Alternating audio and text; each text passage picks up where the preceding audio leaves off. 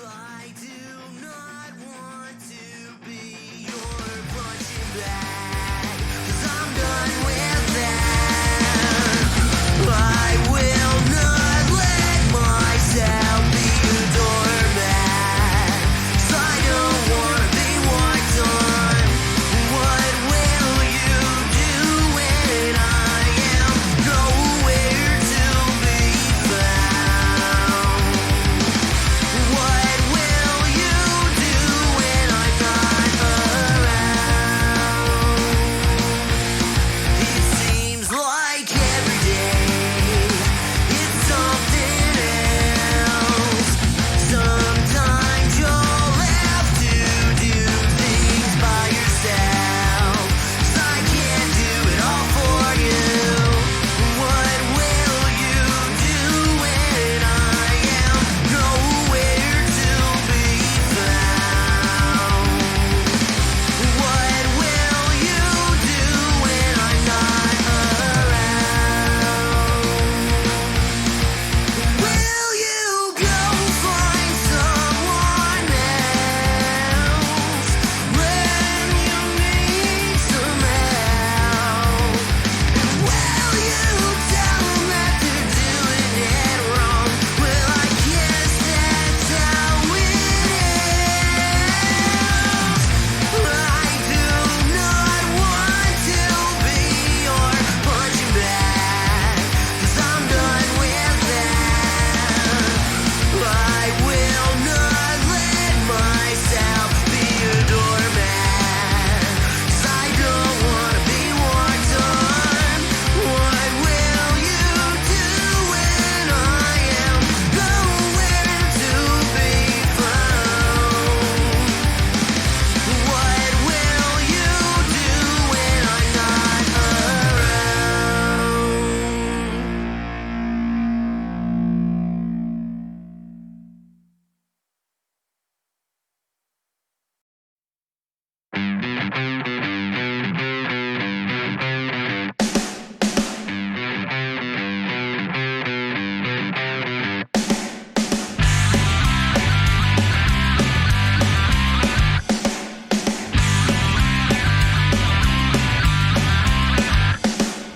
When I'm walking, I strut my stuff and I'm so strung out.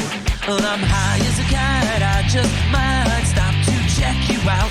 Let me go on, like I blister in the sun. Let me go on, big hands, I know you're the one. Body beats, I stain my sheets, I don't even know why. My girlfriend, she's at the end, she is starting to cry. Let me go on, like I blister in the sun. Let me go on, big hands, I know you're the one.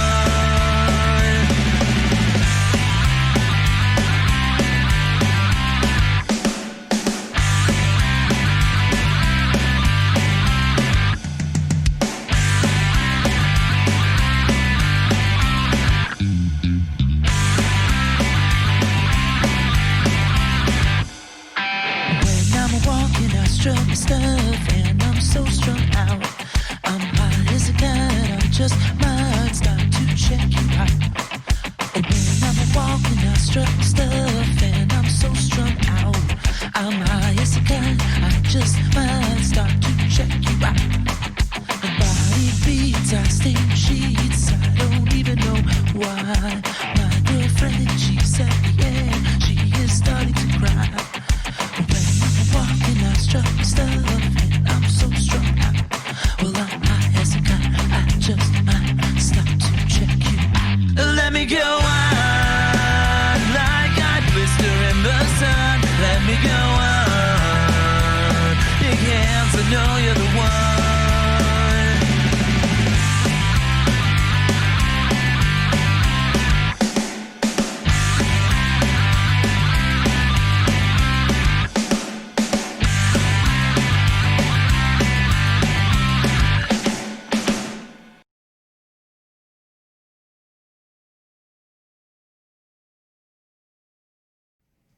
Warning: this podcast features adult subject matter adult language, and things not meant for children to hear.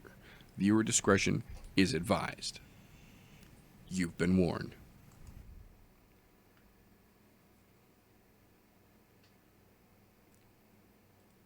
We could be. We might be. Camera's a little off. But I think we are live. Live, everybody, here on the I'm No Joe YouTube channel. Welcome, ladies and gentlemen, back to the latest episode of The Joe Liminaries, your source for all things news and fight announcement related, here on your home for all things punchy kicky, the I'm No Joe YouTube channel. Thank you to everyone who is here live with me. I see that there are some folks trickling in. Thank you to everyone who catches this on a replay as well. I appreciate each and every one of you. Before we jump into it, please remember that you can find all I'm No Joe shenanigans on pretty much all forms of social media. I'm No Joe on YouTube. I'm No Joe on Facebook. I'm No Joe on Instagram. If you want to support, patreon.com/I'm No Joe. If, understandably, the faces on this channel are just too much to deal with, fret not, mon ami, we got you covered there as well. The all-audio version, face-free, is also available on your podcast consumption platform of choice through anchor.fm/I'm No Joe. So, that being said, we have got a little bit of news for you fine folks. Things that have been announced and happened since the last time we saw all you wonderful people. Not a whole lot of fight announcements because everything is kind of up in the air right now. There is a lot of what ifs and waiting for signatures as far as fights go. We do have a couple though. So the first one I want to talk about, probably the dumbest thing that has been said all week aside from Sean O'Malley's dumbass popping off with his fucking stupid coach on their podcast. Leon Edwards, Leon Scott, whichever name you choose to address him by, because apparently both are correct, has decided to take it upon himself to call for retribution for the three-piece Minnesota, in the form of a street fight. He literally said that he wants to fight Jorge Masvidal in a street fight, no gloves, no ring, no referee, do it just like Jorge used to do back in his Kimbo days. And while I do have to tip my hat and give credit to Leon for figuring out how to get Jorge's attention and definitely make this a little more plausible for him, on the other side of that coin, two-part. One, go fuck yourself, Leon, you irrelevant piece of shit. Two, Jorge has other things that he's doing right now, and he just came off of a title fight. So to come off a title fight and then go back and fight, I believe Leon's ranked number 7 right now, and even that I believe is generous.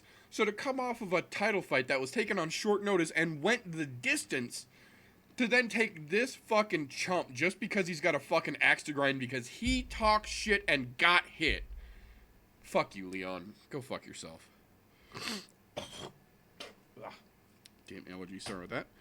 So, that dumbass out of the way, we got a pair of, actually, a trio of announcements, as it were, for this weekend's upcoming UFC card that we will be talking about tomorrow night with a full breakdown on the I'm No Joe podcast tomorrow night at 9:30 Central here on the YouTubes. First and foremost, they confirmed it was on, and then it was off, and then it was on, and then it was off again. Now it's officially back on. We are going to see the Ahmed Ankalaev versus Ian Cutelaba rematch finally this weekend. If you don't remember that fight, basically Ian Cutelaba tried to rope-a-dope Ankalaev and played the wobble card, but played it a little too convincing. And Mark Goddard jumped in and stopped the fucking fight, thinking that he was legitimately hurt because he blocked 3 head kicks right here in a row, plus a bunch of little short exchanges. And in the moment, even Michael Bisping, who's a dumbass, was commentating and said that it looked like he got beat. And then as they watch the replay, you can hear Michael Bisping's voice start to get doubtful, and then him realize that we were watching Cutelaba play a game. On one hand, I get it. Nice strategy. He was trying to show the guy that he wasn't hurt, play it off, and kind of get under his skin a little bit. On the other side, you got to be careful when you play that fucking game. But we're going to get to see that one run back this weekend. So we'll see how that actually should have shaken loose. But there was another pair, as is the case with pretty much every card we've got right now, already shit falling out for this weekend, and it's in 3 days. So the first one that we found out was that Ryan Hall is officially out of his match with Ricardo Lamas. Undisclosed reasons. Not that anyone was actually anticipating that fight to begin with, but now we're not getting it. The good news is, however, they have kept Ricardo Lamas around and found him a replacement. He will be welcoming the debut of Bill Algeo, another newcomer making his debut into the UFC. This is another one of those, like, props to the new guy for taking a fight on short notice, getting to make your UFC debut. On the other hand, you're stepping in for your first fight as a professional UFC fighter against Ricardo Lamas, and that is the definition of a fucking not easy fight for anyone, let alone a guy who's never been in the UFC before. So, props to Bill Algeo. We will definitely see what you have in store this weekend. The other one that we found out was Giga Chikadze, one of the favorite names we have to say, and one of our favorite up-and-coming prospects in the UFC. Out on potential injury, undisclosed as of right now. They said that he is hurt, but they don't know what exactly the injury is just yet, just that he's not going to be able to fight this weekend. So, unfortunately, with Giga Chikadze out, same situation here. They did keep Alex Caceres on the roster and found him a last-minute new guy to make his debut. Kevin Krom? I'm not sure how he says that. Another UFC, I believe he's a Contender Series guy, coming in last minute, debut. So this one I think is going to be a little bit easier because Alex Caceres, Bruce Leroy is not anywhere near the upper echelon guy that Ricardo Lamas is, in my opinion. He's kind of a soup can with an afro at this point, a dollar store afro ninja, if you will. I'm just waiting to see the backflip fail and eat shit on his face. Shout out to all the fucking people who actually get that joke. Then we have got a couple of actual upcoming fight announcements here to run down real quick, and then we will let you guys out of here so you can get yourselves ready for the Cloudy Bunker GolfTeeVapes show that comes right after this one, 9:30 Central Time, over on the GolfTeeVapes YouTube channel. I hope to see everybody over there. Interesting matchups here. Bellator has added another fight to their September 12th card. The vacant 135-pound belt will be contested. Interesting matchup as well.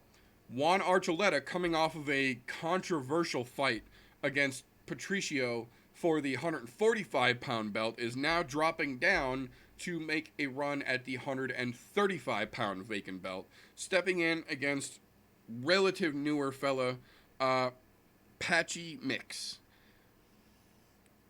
I mean, I like Juan Archuleta, despite the fact that he is TJ's training partner. But it feels like he's starting to take a couple pages out of TJ's playbook here, and I don't know, man. I really like Juan at 145, but I have a feeling Juan Archuleta realistically is best at 155 pounds when he lets a little bit of that weight set and gives him a little more power.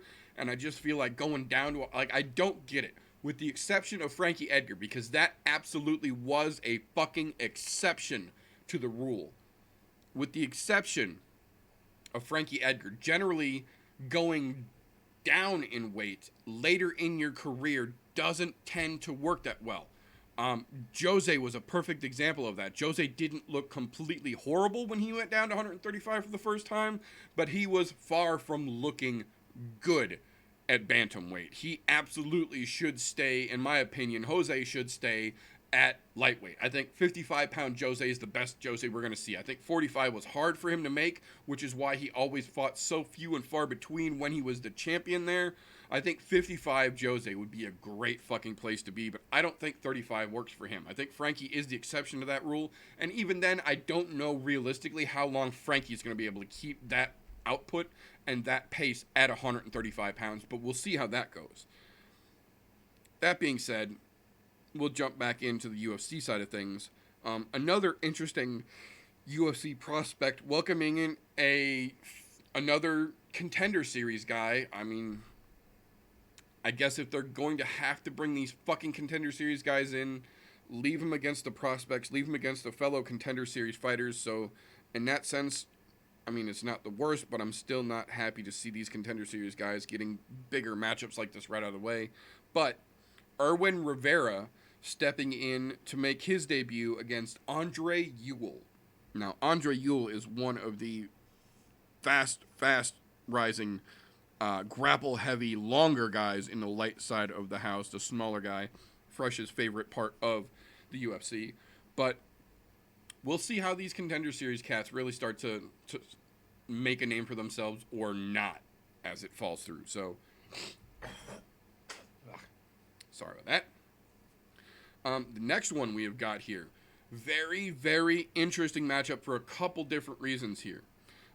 Alejandro Perez, who was touted to basically be the next big thing in the bantamweight division when he showed up, then promptly got dismantled, I think is the right word, by Cody Stamann and a couple of other folks on track to try and get back into the groove that he was originally in when he first got to the UFC before he started getting his ass beat.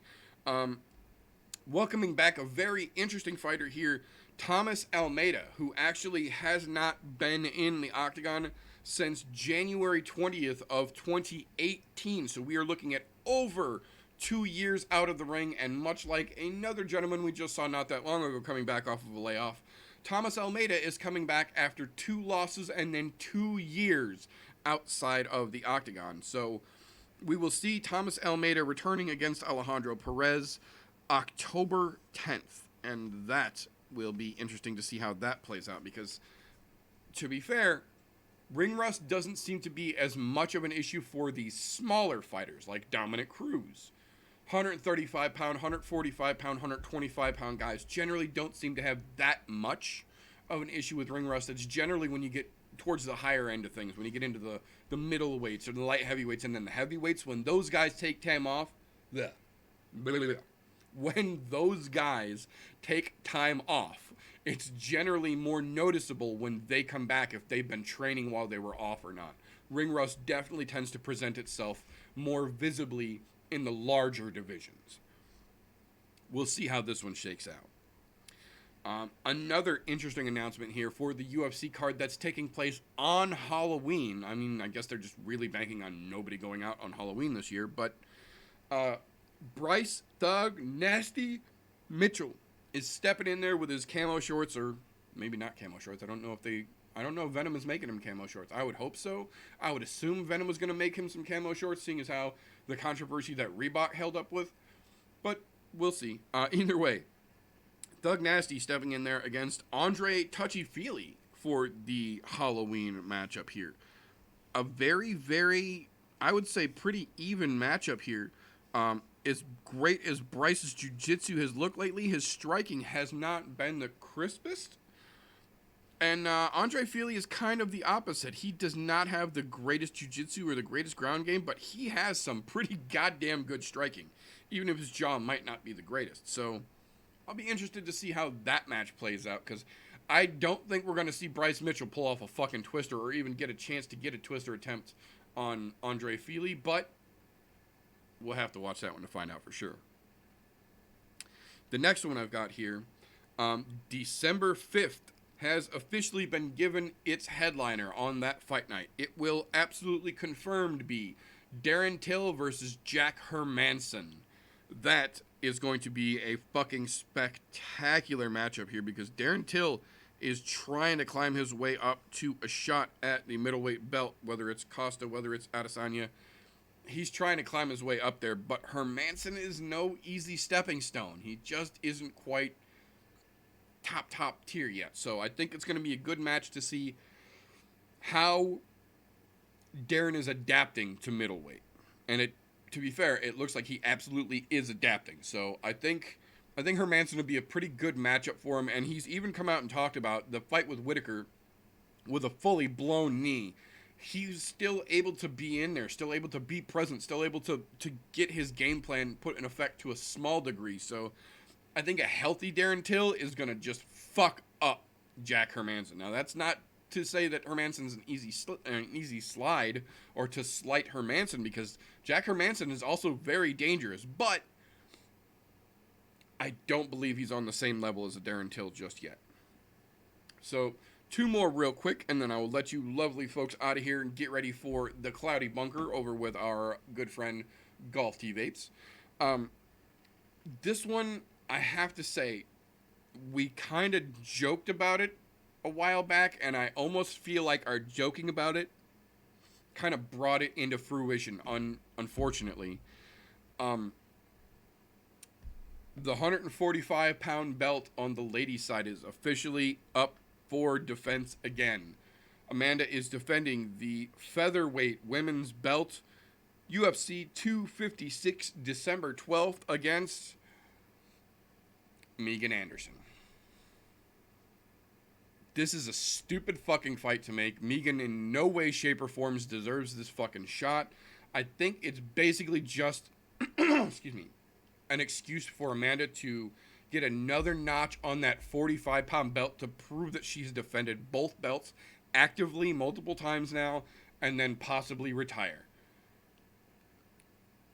I mean, realistically, I don't understand why the UFC still has a 145-pound women's division if they're only going to keep 6 women in that division, and 4 of them are 135. Excuse me.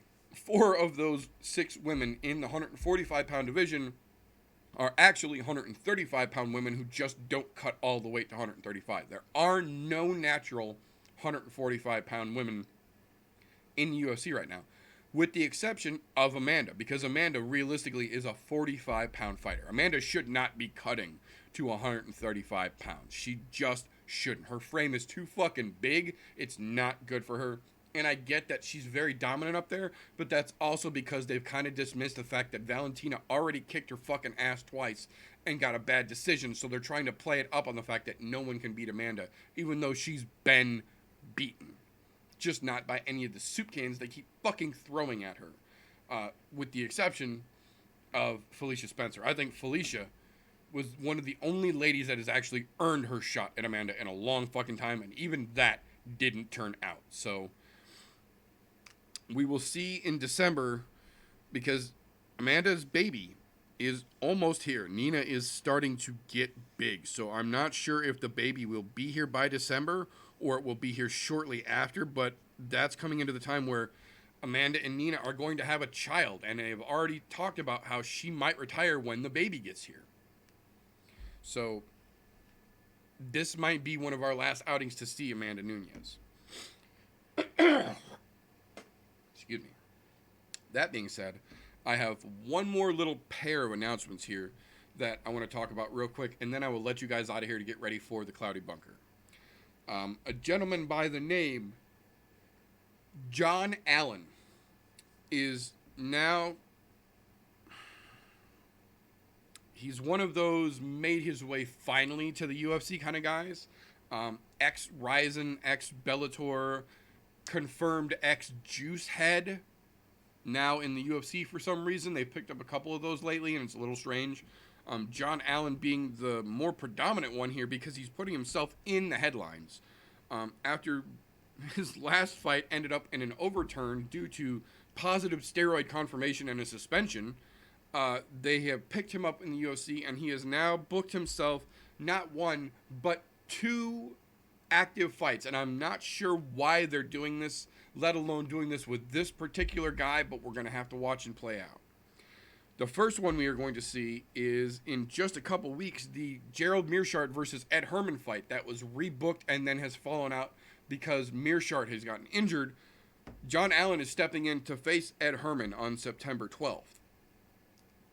Also, he booked after that fight, and UFC has confirmed they are keeping both fights booked in the assumption that he won't get hurt. September 12th against Ed Herman, which, good luck. But in the event that he doesn't and is able, he will then turn around and fight again November 21st against the former Contender Series, Dana White's Contender Series fighter, Roman Dolidze, I believe that's how he says it. So they're bringing in an ex-juice head and giving him a pair of active short turnaround fights. September 12th, November 21st is not a lot of time. That's also assuming he's going to get in there and fight an angry Ed Herman and not take any damage, or take as little enough damage to turn around and get back in there and fight again just a couple weeks later. I don't know if that's actually going to happen that way, but we will most definitely find out. And with that being said, that is all we have got for this particular episode of the Joe Luminaries. That is the fights and the fight announcement news we have gotten over the last week. I hope to see everyone tomorrow night on the full I'm No Joe podcast, where we will give you a nice rounded breakdown for this weekend's upcoming UFC card and this weekend's upcoming Submission Underground card. Both are going to be very, very exciting. That being said, that is all we have got for this particular episode. In the near future, I hope to see everyone over on the Cloudy Bunker on the GolfTeeVapes YouTube channel here in about half an hour, but we are going to get the hell out of here because I got some things I got to do before then too. So thank you to everyone who popped in. I saw you guys. I appreciate you guys. Thank you to everyone who catches this on a replay. If you enjoyed the show, give me a thumbs up. I'd appreciate it. If I gave you some things that you weren't going to find out on your own and you appreciate, subscribe. I do this every week, along with many, many other things in your world of punchy, kicky news here on this channel. If I brought you an opinion, a point of view, if I give you the appreciation for MMA that you crave and you get nowhere else, share an episode of the show, any episode, I don't care. We're trying to grow this thing, and I'd appreciate that. On the other side of that coin, if I'm just some dipshit sitting in his living room babbling on about MMA without knowing what the fuck I'm talking about, give me a thumbs down. I earned it, and I won't dispute it. That being said, I am going to call this all for now and get the hell out of here. Hope to see you all over on the Cloudy Bunker in a little bit. Remember, don't let ignorance stop you. You can root for anything. Have a good one.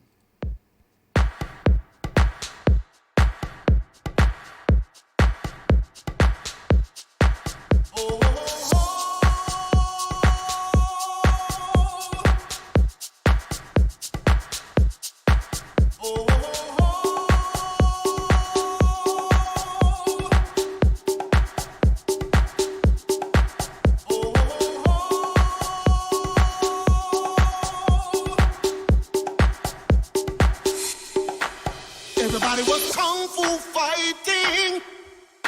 Those kids were fast as lightning. In fact, it was a little bit frightening.